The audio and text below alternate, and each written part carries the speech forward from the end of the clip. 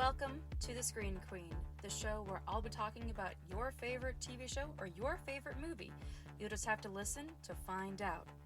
This is your host, Samantha Parrish. Hello there, and welcome back to the show. As always, I am your host, Samantha Parrish, and you are listening to The Screen Queen. So before I get into this long-awaited episode, I wanted to give a special thank you to my friend Carla for gifting me this microphone.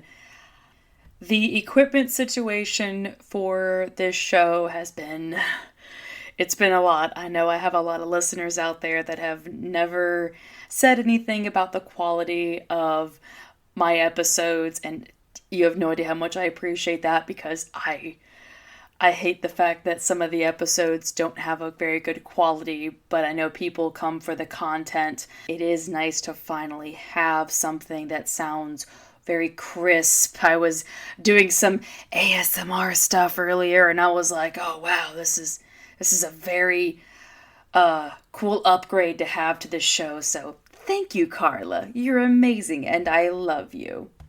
So last year for the birthday series, the second episode is an anime, and now I'm convinced that there is no power that I have within my lotto system, as it's determined to make everything a coincidence. And with all the coincidences that happens on the show, I've just kind of had to learn to sit back and just enjoy the fact that there's no way in hell I could be able to make that happen myself. But I'm also glad that Sailor Moon finally came up, because this anime does have a huge role in my life. When I was 5 years old, just like many other kids back in 2000, Sailor Moon won the hearts of many children. By all means, Sailor Moon isn't perfect, but I don't hear anybody ridiculing it or canceling it. Sailor Moon had to be able to walk the walk amongst a male-driven community in the 90s to still play with the big boys. When you have certain animes like Berserk, Dragon Ball Z, you had Sailor Moon not just coming through as this little shining light, but was able to burn just as bright as the other animes to be recognized. And it shows even today. To think that the anime is 30 years old, its sister companions are also equally old, and yet the show itself still feels timeless.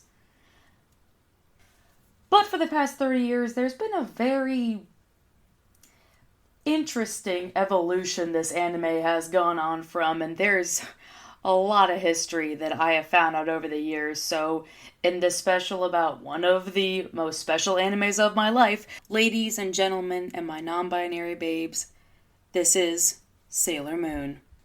So before I go any further, I feel like it's vital to explain what this anime is for the listeners out there that aren't too immersed into anime culture, but I'm pretty sure you've heard of this anime one way or another. Sailor Moon follows the story of a middle schooler named Usagi Tsukino, or if you were like me in 2000, you were told her name was Serena. And she's just your typical middle schooler. She sleeps in late, she's late to school, she's a crybaby. That is the only time I probably ever related to a superhero in my life. One day, while she's late for school again, she notices these two kids picking on a cat, and she doesn't hesitate to intervene to get these kids to go away. And as she's inspecting the cat to see how it's doing, she notices there's a band-aid on its forehead, and she takes the band-aid off, and there's a crescent mark.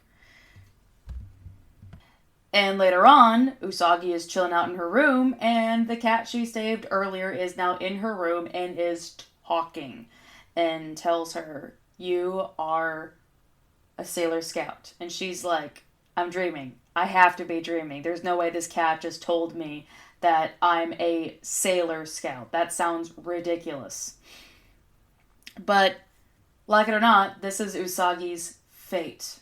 As it has been told before, it is her destiny to be a Sailor Scout. However, this is not an easy feat for her. She's going to need help along the way and finds that there are other girls that are also Sailor Scouts. Mercury, Mars, Jupiter, and Venus. And there's another one that helps along the way. The mysterious tuxedo mask that just happens to be right when she's in trouble and is totally not the guy that picks on her every single day. One thing I've had to think about with the evolution of Sailor Moon is how the elements of this show seem like a cliche, but they don't feel like a cliche. Some of the ones I can think of on top of my head about the original 90s dub was the rivals cliche. Like, okay, here we go again. We're going to have two girls fighting over a guy. That always seems to happen. And then there's the thickest dramatic irony of them all, which is Sailor Moon and Tuxedo Mask falling in love. However, they do not know their true identities, because in real life, with the way that Usagi and Mamoru know each other, they can't stand each other. And it's enjoyable to watch knowing, wow, little do you two know, y'all are like infatuated with each other. And it makes it pretty compelling. When they're Sailor Moon and Tuxedo Mask, like, nothing else matters. Even though they're literally the same person as they ever have been, yet there's a respect for each other. So when the day does come that they find out their true identities, it changes the game completely, where they see that side to each other. And it's a beautiful dramatic irony that everyone looks forward to seeing. So like I said, the cliche itself doesn't really seem like a cliche because of the investment with all of these characters and getting to see what happens in the long run. The whole point about Sailor Moon is watching how this character is going to mature to be the leader that's not only going to save Tokyo, but to save the world. Like, that's a lot of weight to put on a middle schooler's shoulders, and it really does feel like you get to see that journey and you have the trust and faith in this character to get through anything. But you also want the best in life for Sailor Moon too. You want her to end up with Tuxedo Mask. You want her to succeed in every mission. You laugh when this character has something stupid happen to her, and you cry your eyes out when something terrible happens to her. Sailor Moon really fluctuates the emotions for a lot of people, and like I said, that kind of keeps all the cliches from becoming cliches. For Sailor Moon to be watered down to appeal to a demographic, that did not go in vain. I will be going into detail about some of the things of the anime that definitely were not a good call to what they did, but it meant a lot for young girls like me at 5 years old to have a character you can be infatuated with and think of as your model, but also feel emotionally connected to. And Sailor Moon did help a lot of people, and that includes me. And that brings me to a story that I want to tell about how Sailor Moon became my first anime.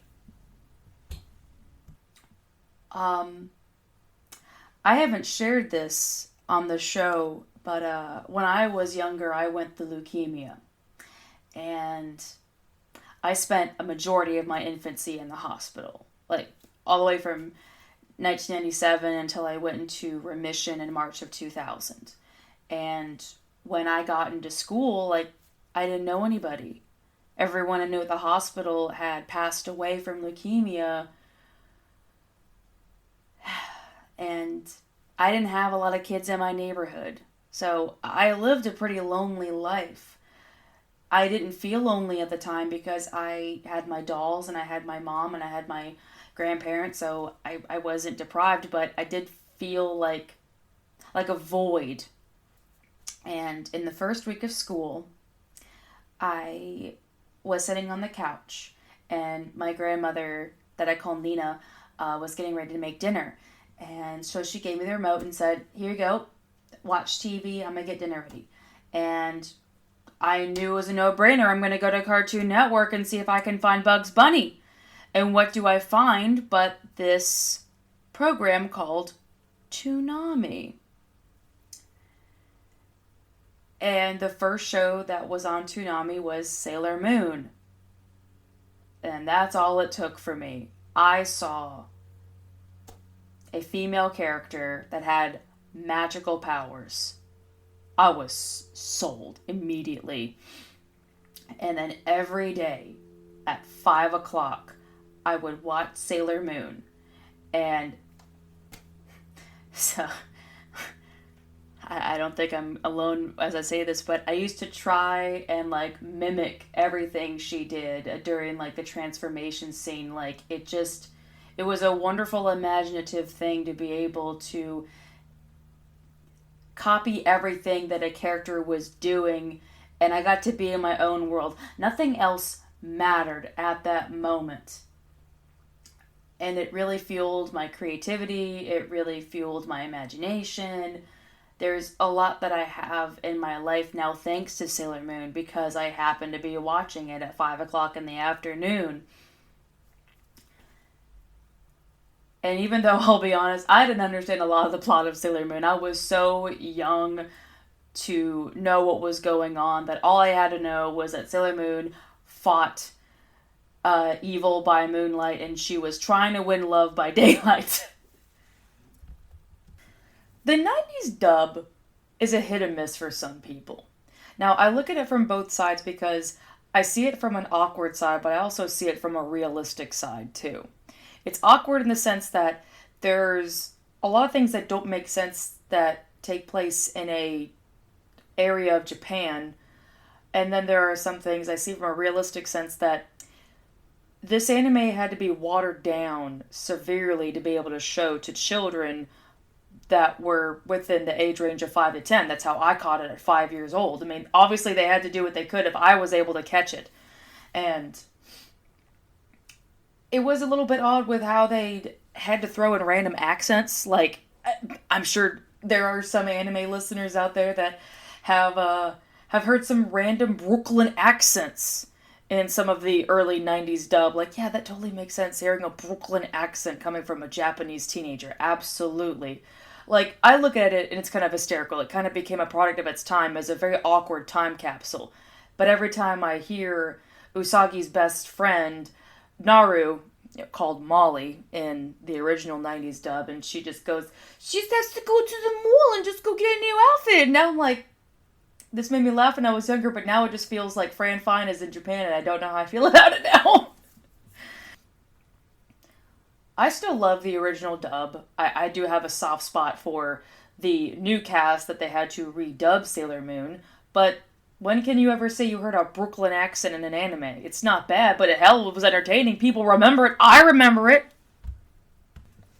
But there's another part of the 90s anime that, I don't know what they were thinking.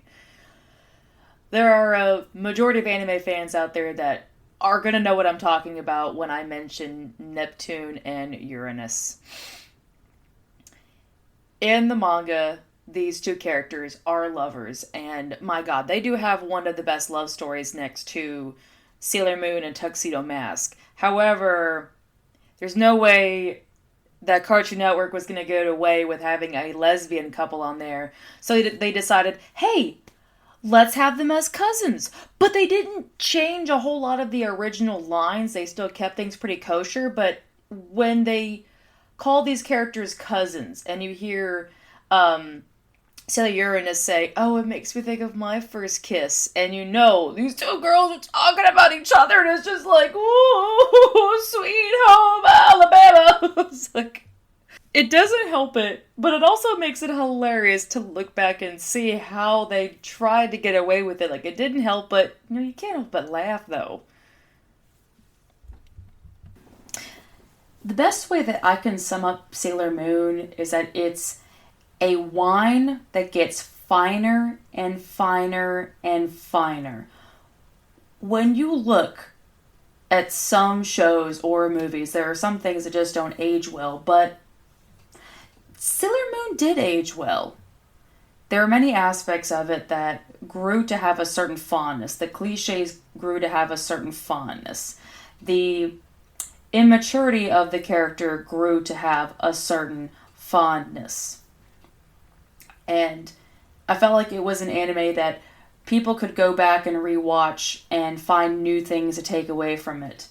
Like watching it at 5 years old, it was just colorful noise that I enjoyed to watch, even if I didn't really understand the layers within this show, to know that this wasn't just a girl saving the world. This was a girl that would eventually be the leader of the Moon Kingdom, and every enemy she faced, she had to figure out how she was going to fight these enemies that were threatening her town. Like a whole town had a revolve around this one girl that couldn't even get herself up early for school. Now, I want to talk about Sailor Moon as a hero. That's the one thing that it doesn't get coined a lot, because Sailor Moon is a Sailor Scout, but she fights evil. It says it in the tagline, she's fighting evil by moonlight. She goes out at night to go and stop the bad guys. She's got to go stop the evil forces that's trying to overtake her city. She's always constantly having to do that. They use the angle of this celestial descendants with making her a hero. It's like with some of the heroes we see in Marvel and DC, where like they're given this task that has been embedded within their future and they have to uphold that. And well, originally she wasn't too keen on it, but you did get to see her mature to be a hero. But you also got to see how being a Sailor Scout made her more mature and made her more responsible, and the way that the impact was led to the other Sailor Scouts. It wasn't just Sailor Moon that became a very good influence. She was an influencer as much as she was influenced herself. And that's kind of nice. I feel like there's not many heroes that get influenced by their peers. Sailor Moon really did bring a very good role model to a lot of kids. Like I mentioned earlier, she was someone that you could idolize, and she was someone that you could relate to, and there weren't too many heroes like that. But when I look at other anime heroes, I don't see that same evolution like I did with Sailor Moon. I saw it with Yusuke Urameshi, and I don't really know how to say it for Naruto. Naruto kind of had a little bit of that, but all roads kept leading back to Sailor Moon for me. And when I think about that, it's nice to kind of have a hero to look up to. And even though, like I said, I was so young, I couldn't really understand a majority of the plot, but when I came back to revisit it, I felt like Sailor Moon grew up with me. And that was nice to know that there was a hero that has been with me for a majority of my life. Just like with many heroes that we grew up with, like Spider-Man, Batman, Superman, Wonder Woman, anybody. It's nice to have someone you look up to. This is kind of an oddball reference, but it made me think of this one scene from Frasier where Roz is asked what her favorite hero is. And she says Wonder Woman. And Frasier is like, really, no, who's your favorite hero? And she said, Wonder Woman is my hero. And that's the same way I feel about Sailor Moon. No matter what I think about in my life, Sailor Moon has always lived in that part of my childhood to remember, like, where my first hero was. And it was Sailor Moon. I love me some Batman, but I'm always going to have only one superhero that fights evil by moonlight, and it's her. So I thought when I was younger that I'm pretty much seeing what I'm supposed to see for Sailor Moon. Until I found out that there were episodes that never even aired. So to my surprise, there were some episodes of Sailor Moon that did not make it to the airtime. There's one particular episode where Luna is attacked. There's another episode where Usagi is dressed up a little too provocatively that tested the censorship. And there's a whole ass arc in the end of Sailor Moon that never even aired, and I'll get to that much later. But I did not find that out until I got my hands on the DVD. When I grew up with Sailor Moon, all I had was the VHS tapes, and even rewatching some of the parts on DVD and then having to remember what it was like on VHS, I'm like, wow, this is vastly different. There are death scenes of the Sailor Scouts that were cut out entirely. This is kind of a side-by-side comparison, but near the end of the first season of Sailor Moon, when all of the Sailor Scouts are going to go fight Queen Beryl, and one by one they sacrifice themselves for Sailor Moon. And you just see them get captured, they make some battle cry, and oh, they're dead. Not the anime. The anime held on it to see that these girls who are at least 13 or 14 years old die. Again, not many superhero shows could hit like that, where you actually felt the weight of the loss. This is kind of a controversial thing to say, but think of the death of Gwen Stacy, Peter Parker's first love. There's a lot of Spider-Man references in this anime episode, but you felt the weight of loss with Gwen Stacy, just like there is a weight of loss with how Sailor Venus, Sailor Jupiter, Sailor Mars, and Mercury sacrificed themselves. That they didn't expect for this to happen, but they had no regret that they sacrificed themselves for the person that they've grown to love, for how much they believe in Sailor Moon. Even when Sailor Moon didn't believe in herself, she had people believing in her. Now, personally, I feel like they could have kept that in. I don't know why. There's a lot of things that Cartoon Network did to a lot of my shows that most of you guys know about how I feel. But, however, I don't think the other episode could have had any way possible to be presented. I looked at this from every angle, and yeah, I think Cartoon Network did the right call for this. And that's the animal cruelty episode. When I was reading the trivia about Sailor Moon, I was shocked to find out that there were episodes that were removed. And I thought I had seen everything for Sailor Moon, and I was wrong. This is the one episode that they were like, nope, can't do it. Not happening. There is an episode that I'm going to have to look up right now because for the life of me, I can't remember it. It's an episode called Scent of a Monster. Chanela will steal your love. I love the tongue-in-cheek irony. That is just hilarious. I wonder if Chanel ever caught wind of that. I hope someone did. But anyway, that's besides the point. In the episode, everyone wants a Chanela, and that includes Usagi's little brother. And in the episode, Usagi tries to urge Luna to be more affectionate towards her brother, so that way they can kind of bridge the gap because Luna is now a part of the family. And because Usagi's little brother is under the spell of Chanela, he kicks Luna. And there's no way that could be on the air. There's not even today. Like, that is just uncalled for. Even if they did, the warning itself wouldn't be enough. But when I got the chance to watch the episode, it didn't affect me like I thought it was going to. Solely with the way that Usagi responds, where she cries, "Leave Luna alone."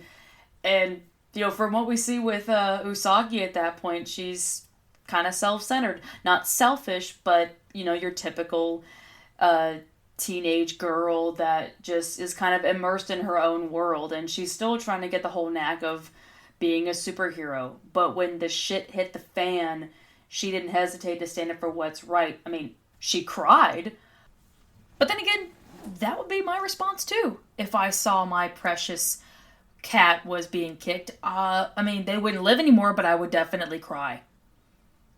But the thing that I take away from that moment is Luna's reaction to it. At that point, Luna is pretty much a strict figure in Usagi's life and has to keep her in check, keep her in order. This was a moment of softness for Luna to do ground control, to go over to Usagi and just say, "Hey, I'm alright, I'm okay."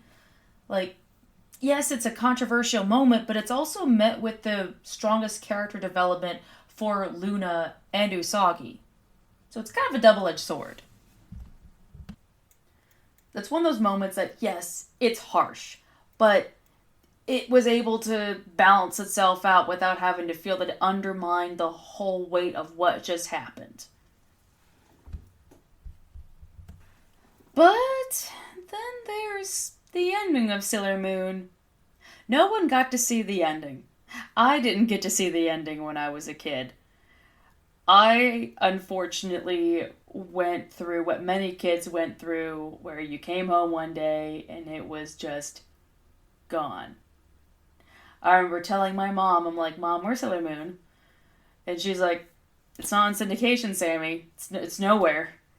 And the same thing would happen to me eventually to Yu Yu Hakusho, so Sailor Moon became the first anime that broke my heart at a young age. And I found out the reason behind it, that there was no way to air the show due to the characters themselves. In the last arc of Sailor Moon became the Sailor Stars arc. And it introduced these 3 characters that were called the 3 Lights. And they were the newest transfer students to Usagi's school. There was a big secret about them that when they transformed, they went from boys to girls. And looking at it, it's not really a big deal. But having to explain that to children would have been very complicated. I mean, knowing me, it would have been like one ear out the other, and I would have been like, I don't care, I just want to see fun stuff. But having to say that sentence out loud, that would be a cause for concern for some kids that might look at it a little too intently. There was nothing abhorrently sexual about the Sailor Stars. It was just something, a part of the series about them just transforming into girls. But people took issue with it. So Cartoon Network had no choice but to pull the plug. And this didn't have the same unspoken, silent, ceremonious end as Yu Yu Hakusho did, where Yu Yu Hakusho just moved to a completely different time slot altogether. I mean, I was shocked that they didn't even reboot Sailor Moon from the beginning like they did with Naruto or Yu Yu Hakusho or Dragon Ball Z. Cartoon Network just did not know how to properly present the anime. They watered everything down as much as they could, but unfortunately, when you have parents that don't want their child to be shown certain things that could change them, as opposed to the parents themselves actually sitting down and talking about things with the kids, it just wasn't the time back then. Despite being canceled, Sailor Moon still went strong. It still lived with so many people. It still bounced around to different places. I remember my mom miraculously found it 7:30 in the morning on TBS, so somehow TBS was like, we'll take it. I don't know for how long, but we'll take it. And then something else came out later on, and that was a new revival of Sailor Moon. And people had some issues with that. I'm trying not to make this like I'm jumping into an entirely different anime, even though I'm literally talking about the same anime. But I was surprised that Sailor Moon Crystal did not get the same amount of praise as it would have. Sailor Moon Crystal followed closer to the manga. Looking at the 90s version of Sailor Moon, it didn't follow much of the manga. When I finally got the chance to read the manga, I could see what people are talking about, how a lot of fans wanted to see what they read in the book. And unfortunately, the original Sailor Moon, it did have a whole lot of filler. I'm sitting there like, I don't remember this from the book. What's happening here? And it was a major part of the anime industry that I've kind of become accustomed to with Naruto, One Piece, more Naruto. I mean, God, you could just throw a dart and find a whole bunch of filler. But the filler wasn't bad for Sailor Moon. But, you know, the fans want to see something from the original. And that's where Sailor Moon Crystal came through. First season was pretty awesome. I liked it.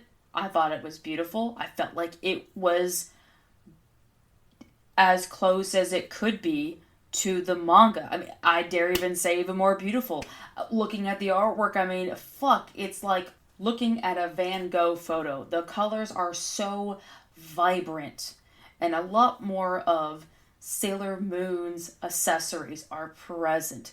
A lot more of the detail went into Sailor Moon Crystal than the original Sailor Moon. I've said often on the show that the one thing that I have to think about that keeps me a little bit neutral with anything that I find perturbing is where the creative control was. And it's very obvious in the original Sailor Moon there wasn't a lot of creative control, so a majority of the moments that people were waiting for did not find its transition into the anime. But then when Sailor Moon Crystal came along, it was a little bit more authenticated to be an adaptation for every single part that flooded the whole plot of the show. Except here's the weird thing. I heard bad things about Sailor Moon Crystal, and I've never found out. So we're about to find out together to know why Sailor Moon Crystal was not liked.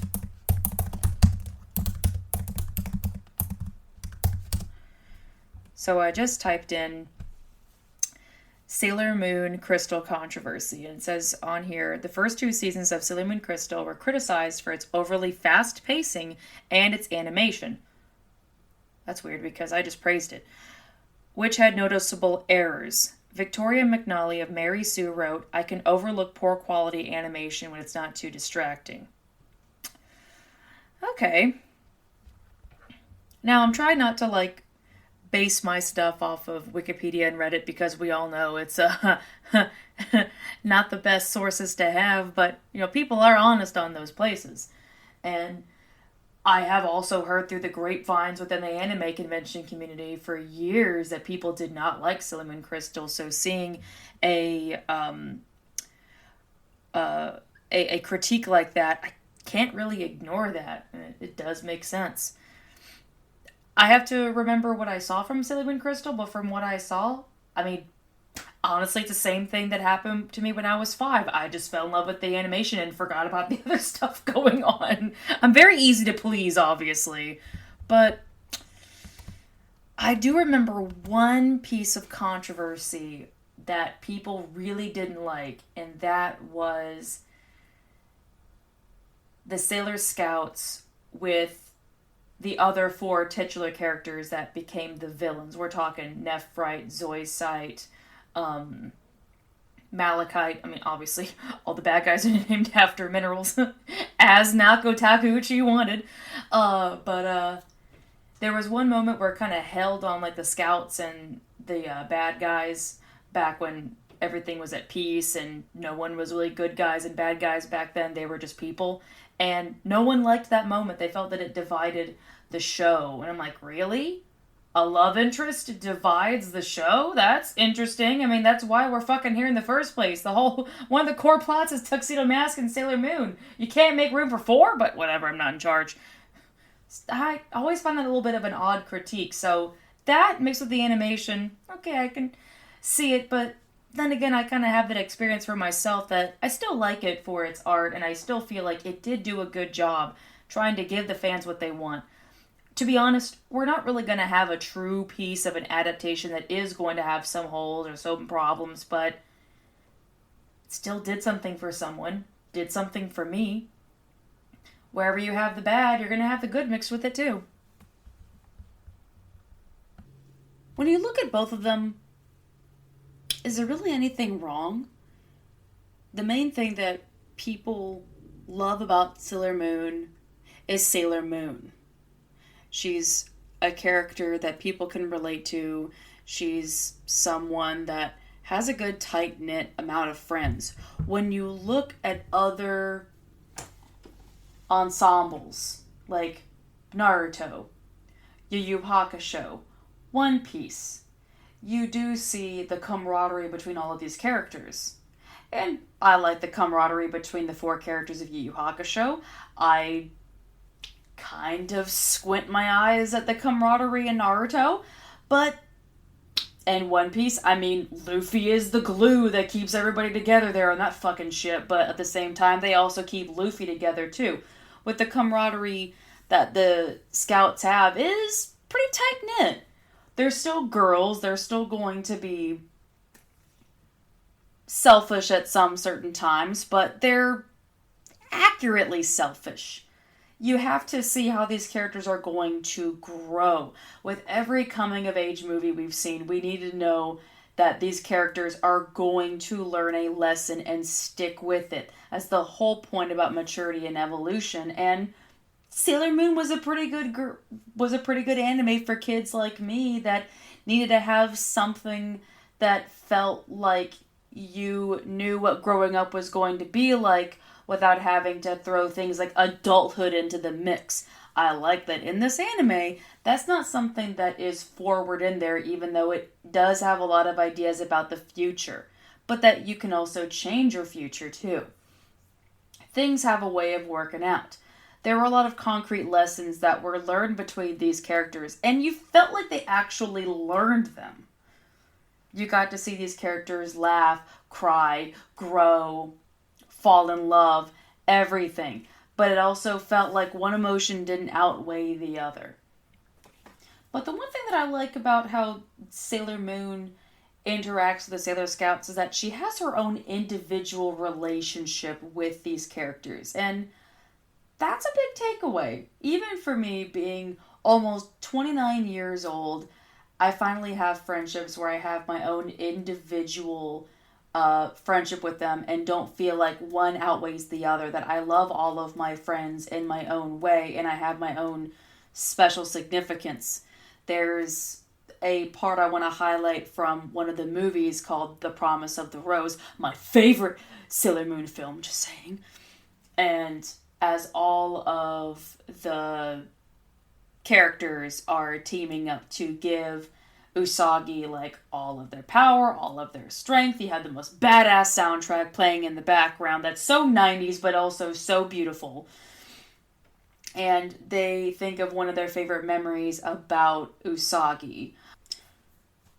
We know how Usagi feels about the rest of them, but it's nice to see how the rest of them feel about Usagi.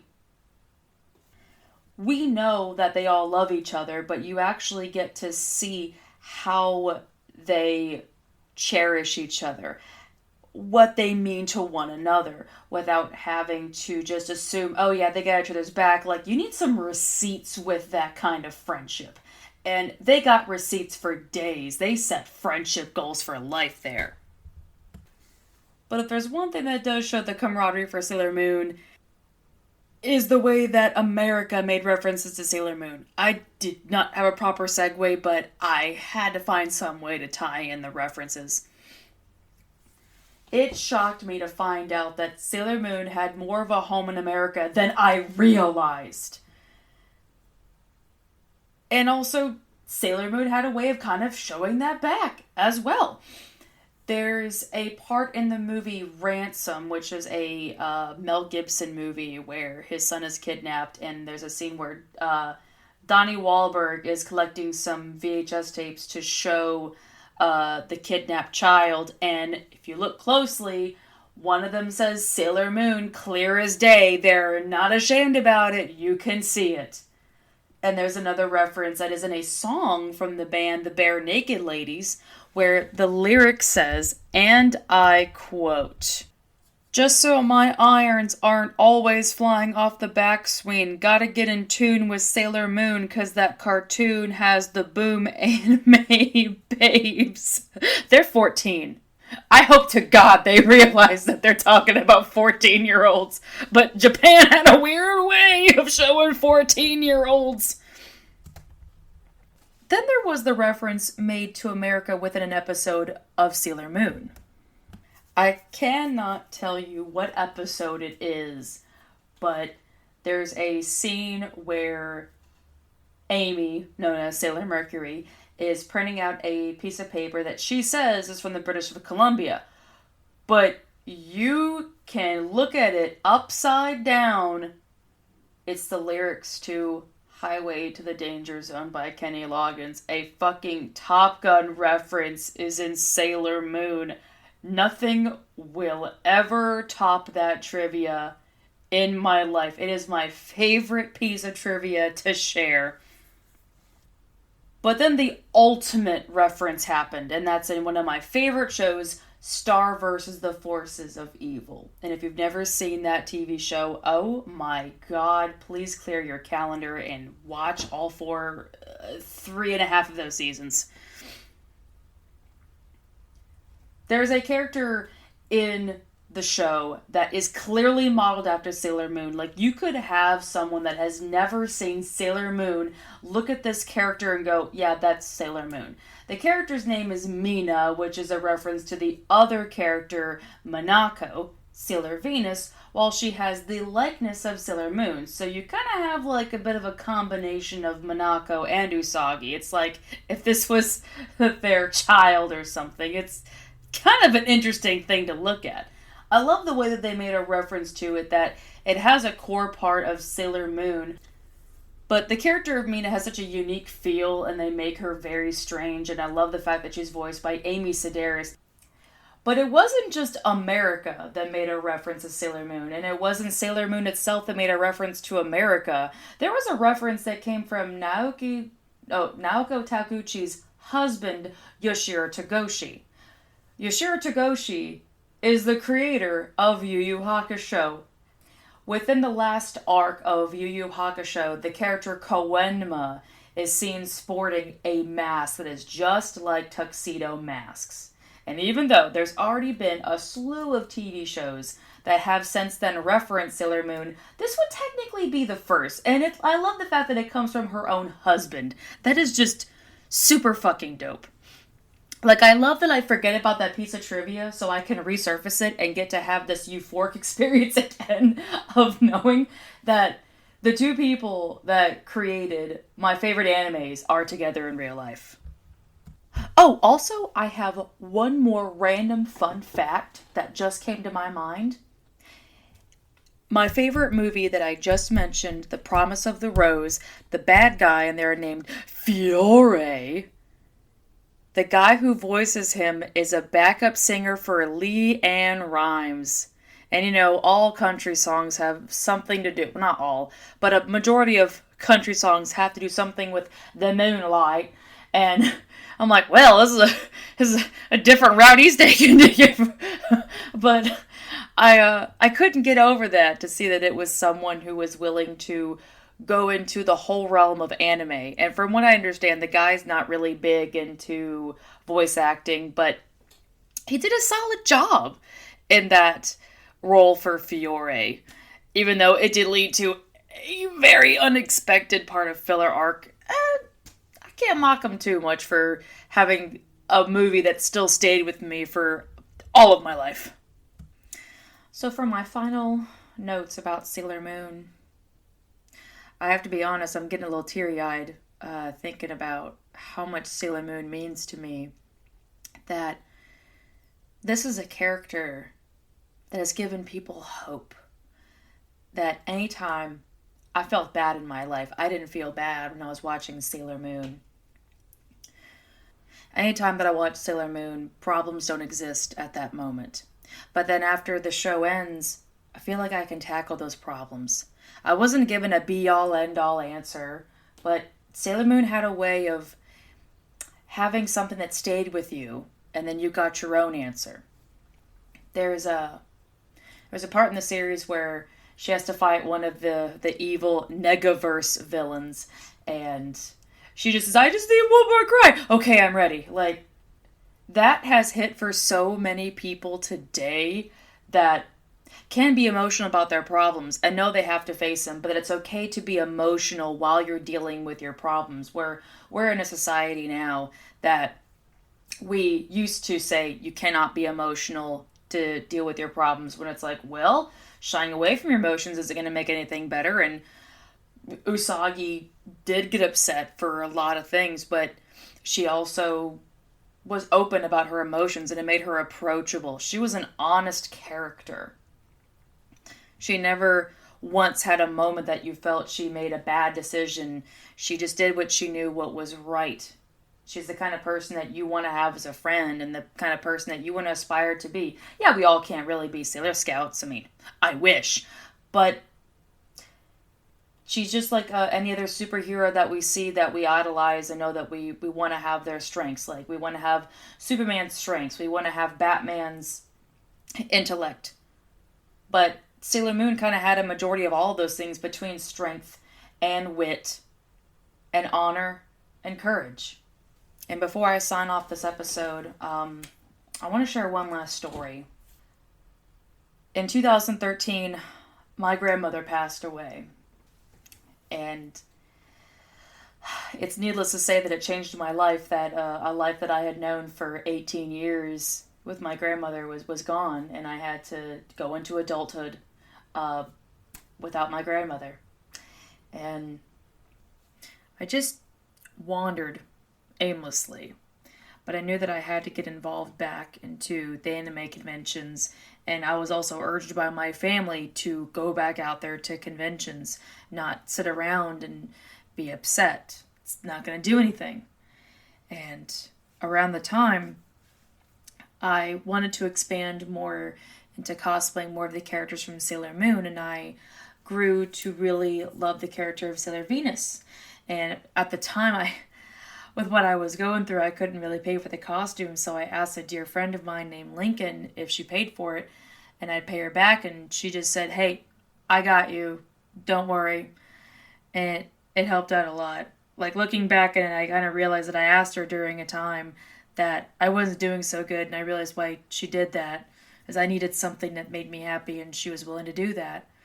And ironically, that costume came in the mail way before I thought it did, just in time for that convention, like it was meant to be. And from then on, when I went to anime conventions, I did have Sailor Venus as my favorite. I became known at the conventions as the girl that cosplayed Sailor Venus. And I mean, so many people knew this to the point that like that became one of my nicknames. My friends know this, so they give me gifts for that character. Like, it's a no-brainer when it comes to that. The history I had as a Sailor Moon cosplayer is some of my best memories, to be honest. I cosplayed Sailor Mars. I did, obviously, Venus, as I just mentioned. And then I got the chance to really harness my sewing skills and do Princess Serenity, and then finally the cream of the crop with Neo Queen Serenity. Like, of all the characters that I would ever go out of my way to make, of course it'd be Sailor Moon. It felt like a nice full circle moment to be able to dress up as the characters that got me through a lot of rough patches of my life. It got me through that first rough year. So I had Sailor Moon after I just got finished with leukemia. And then I had this series again when I lost my grandmother. The series has had a way of giving me the comfort that I need to get through my life. It just helped give me certain messages that I could take away, or it just helped just to watch something positive. Sailor Moon has stayed with me a lot of my life, and even though I've said that Yu Yu Hakusho is my all-time favorite anime, I can't forget where my roots began with Sailor Moon, that if it wasn't for Sailor Moon, I wouldn't have found the other animes in my life. But I like to look at it as more than just an anime. I look at it as an important message of my life. That I had something that carried with me for like 24 years. That's wild. 24 years this series has been with me. And it's still going to be with me for the rest of my life. And I don't want to know a life without Sailor Moon. I just don't.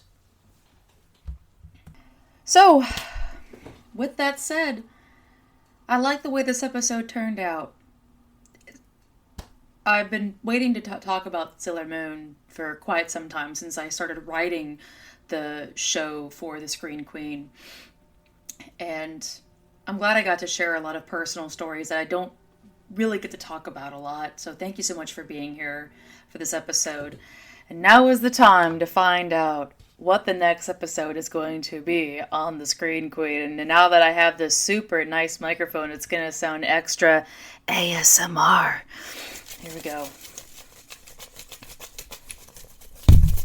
Oh, sorry. Didn't mean to tip you. Okay. Alright, I got one. No, I just need one. They always stick to each other. What are you? Show me your secrets.